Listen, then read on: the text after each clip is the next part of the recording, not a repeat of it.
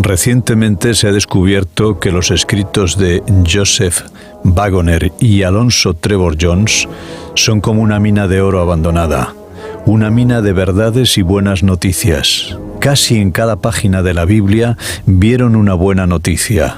De todo esto resulta algo conmovedor que hace vibrar el corazón para siempre. Es fácil ser salvo y difícil estar perdido si comprendemos hasta qué punto la buena noticia es buena.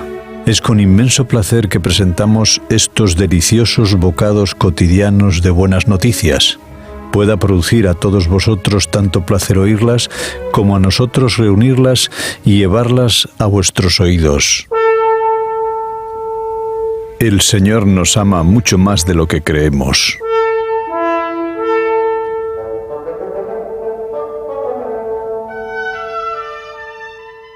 Dice el apóstol Pablo en su carta a los Romanos en el capítulo 8 y versículo 14: Todos los que son guiados por el Espíritu de Dios son hijos de Dios. Dios hace una declaración bajo juramento y escribe su testimonio. Puesto que Dios mismo hace tal declaración, ¿qué podéis aportar para confirmar esta declaración? Puesto que Dios ha hablado, ¿aportaréis el testimonio de un hombre para sostener sus declaraciones? No. La palabra de Dios es nuestra ancla.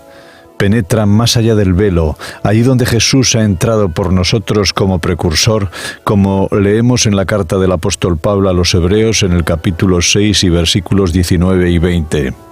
Cuando volvéis a casa en vuestra habitación, reconoced que la voz del Espíritu de Dios habla, dadle la palabra. Su Espíritu testifica a nuestro espíritu que somos hijos de Dios, como dice el apóstol Juan en su primera carta en el capítulo 3 y versículo 1. Mirad cuál amor nos ha dado el Padre para que seamos llamados hijos de Dios. Por esto el mundo no nos conoce, porque no le conoció a Él. Mirad esto. Es admirable y sorprendente para que el espíritu humano pueda comprenderlo plenamente.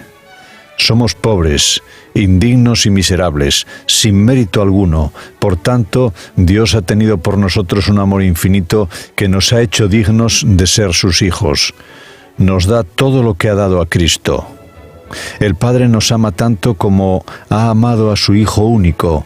Pero ¿cómo podemos saberlo? Por el hecho de que ha dejado morir a su Hijo único para salvarnos de la muerte. Compartimos con Cristo el amor del Padre. Cristo no puede entrar en posesión de su herencia sin nosotros porque somos coherederos con Cristo, como escribe el apóstol Pablo en su carta a los Romanos en el capítulo 8 y versículo 17. Si somos coherederos de una misma sucesión, debemos recibirla juntos. Por tanto, cuando Cristo se siente en el trono, nosotros nos sentaremos también.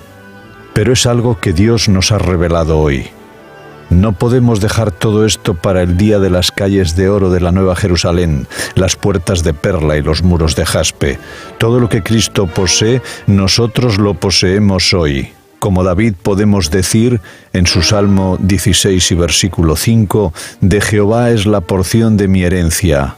Y Jesús lo confirma en el Evangelio de Juan en el capítulo 17 y versículo 23.